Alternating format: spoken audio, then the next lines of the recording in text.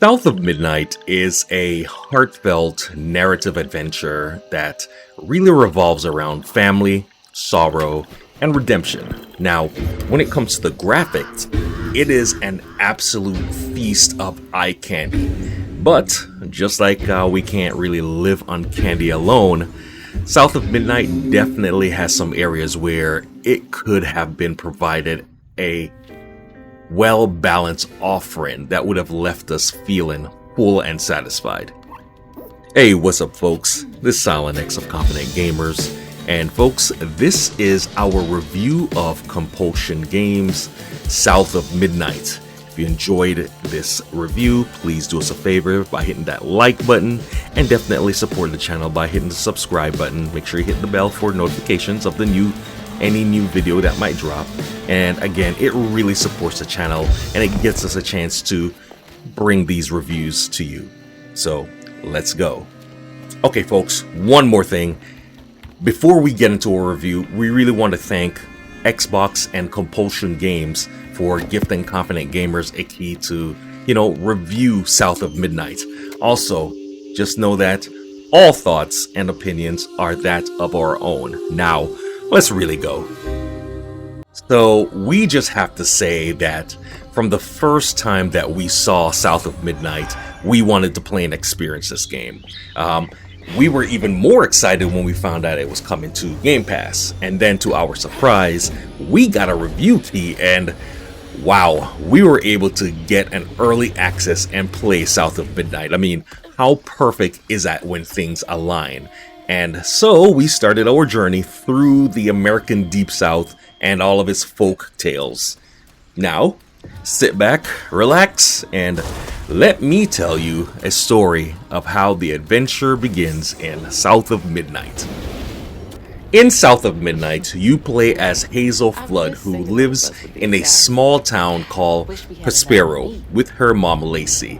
The game opens up as a hurricane is bearing down on the town, and for the folks that live in the town, hurricanes are, it's nothing new.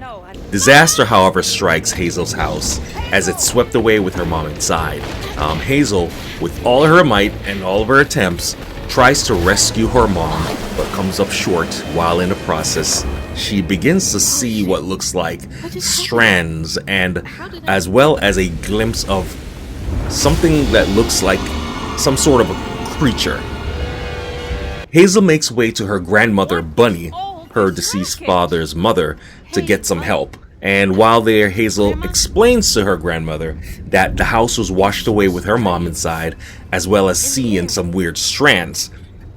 Hazel's grandmother states that she could look to get help in the morning because of the hurricane, but she then starts to take quite an interest in the fact that Hazel is seeing these strange strands. The grandmother causes Hazel to pass out, and while passed out, Hazel in her dream sees more strands and then come across this strange man asking her why was she there. And then there's visions of her house, to which Hazel wakes up and she notices that she's trapped in one of the rooms in her grandmother's house. She starts seeing more strands which seem to kind of lead her out of the room and into another part of the house. While there, Hazel starts to come across clues about things that she's been seeing, and eventually she even comes across a chest holding what appears to be a pair of magical hooks, and these hooks kind of react to these things called stigma, which they're just signs of grief and sadness and horrific experiences. Now the thing with stigmas is stigmas give birth to these creatures called hints.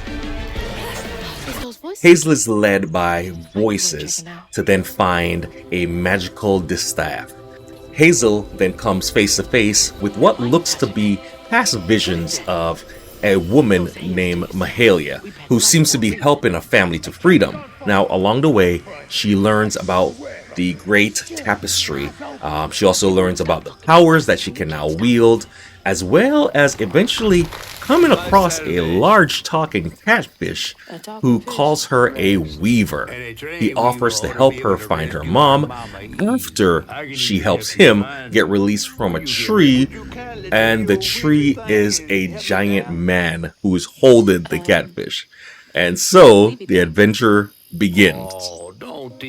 Okay, folks, so like we said, South of Midnight is truly a heartfelt narrative game with stories of just pain and grief and redemption and resolution and healing.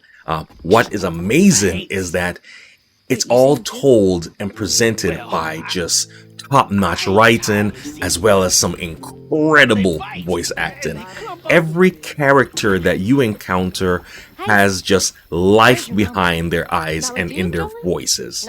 Now, while you can't go and play every character's backstory, you do get a chance to learn about them via collectible lore strung about the stage, as well as through cutscenes and narrations accompanied by a beautifully rendered storybook presentation.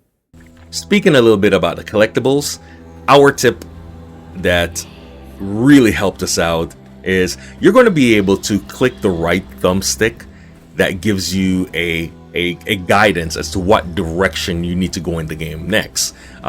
Do yourself a favor.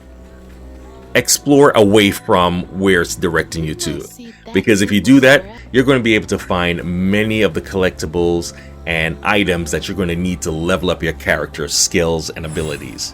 Now, one thing that caught our attention when we first learned and saw South of Midnight was the look of the game, the graphics of the game. South of Midnight is presented with a stop motion look. Think of it like movies like Coraline or Corpse Bride, Nightmare Before Christmas. Now, the characters also look like clay, which makes their designs so detailed. Oh, speaking of the characters, South of Midnight characters, they're all interesting. If we were actually able to play into these characters' stories, this game would be way too long. It'll be a very long game. When it comes to the controls, Hazel controls with an almost cartoony, exaggerated feel, especially when she's performing her jumps and platforming, which we're happy to say actually works here. The game offers quite a bit of forgiveness when it comes to its platforming areas. We felt that, you know what, you don't need to be pixel perfect on every jump. Honestly, now that we're thinking about it, when we first started playing, it was something that we had to get used to. We had become so accustomed to needing to be perfect that we started actually overthinking our moves. Once we were relaxed, then we flowed with Hazel. Another high point is, the musical score of South of Midnight. Like, wow, the Deep South musical themes, and at times the choirs and the children. Jeez, there were moments where we just stopped and just enjoyed the soundtrack that was playing. It's amazing. Now, sorry to go back on another comment regarding graphics. Why in the world does South of Midnight not have a photo feature? Compulsion Games, please add this. It's a disservice that this is not even an option. Now, we can cast all our laurels onto South of Midnight. However, again, it is far from a perfect game. Now, while we love the story of South of Midnight, we felt that there were just points where the story needed to kind of wrap it up. It needed that,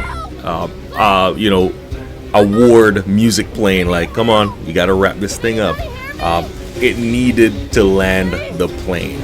It went on for just a little bit longer than it really needed to, and to make matters worse, the ending was a little anticlimactic, and we're going to explain that in a moment. While South of Midnight is clearly a quite linear game, which isn't necessarily a bad thing, however, the game presented it just wasn't well done. It became quite repetitive very quickly. And you know what? You got to a new area. You cleared out the haints in this arena. You filled the bottle. You did a boss battle, chase sequence, resolution, and you just rinse and repeat that couple times over. All of that is then broken up with some platforming, with mild environmental hazards, and just very light puzzle solving with the most adorable patch doll Croton. I love that little dude. The dude is pretty cool. I actually wish that there were more puzzles using him. Whatever, just using the doll. Now, pretty much the only place you encounter the haints, which we love the designs and also just the different variants of it.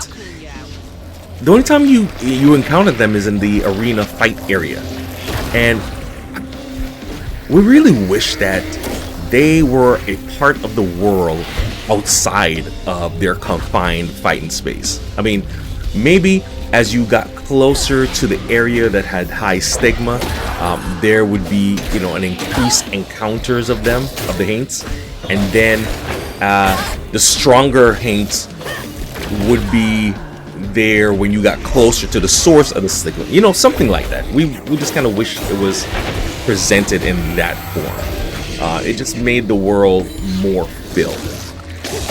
Now, speaking about the fighting of the haints, fighting them in the arena area, that needed to be more polished. What we mean by that is, you know what, you're going to fight a bunch at a time. Fighting 2 or 3 of these haints at once, sure, very doable. But later on, when you're fighting 5 or 6 of them, and they're all coming for you from all directions at all one time, there just needs to be a better indicator of incoming attacks. Now, in games like the Spider-Man or the Batman Arkham games, those games did an amazing job. I mean, you would be in the middle of a ton of enemies, but you never felt like it was out of control. You felt under control at all time, because you know that with the right enough timing, you just flowed and took out one enemy after another enemy after another, and you dodged, and it was just seamless and done perfectly. Now, don't get me wrong, Hazel's ability and her upgrades, those really help. It just felt really frustrating at times getting hit from an enemy that was, clear across the arena somewhere, only to be then tapped 2-3 times by a bunch of enemies before you even get a chance to get out of the mix. You know what I mean? And then after the umpteenth time of entering an area, at a point we were just over the areas. We were just like, yeah, can I bypass this? Is fine, I'll do it just to move it along. Which then leads us to the anticlimactic boss battle, which it was just a longer arena paint fight sprinkled with some platforming, and then we were like, oh, wait a second, this is the fight that we were building up to? I mean, come on. But again, there was hope, because we thought that there was going to be another fight that's like a final battle, but nope, it didn't happen. So, oh well with that. So look, South of Midnight is not a perfect game, and after playing it for about, I think we put in 13 hours or so, we can easily say, yep, it is not a perfect game. However, this is a big however. Wow, the story. Wow, the characters. Wow, the scenery. Wow, the soundtrack. There was a moment where we were actually tearing up, and the only way that can happen is if, the voice acting and the story and the soundtrack and everything just kind of came together perfectly, and it did at that point. And all of these parts added up together kind of tilts the scale to what shaped up to be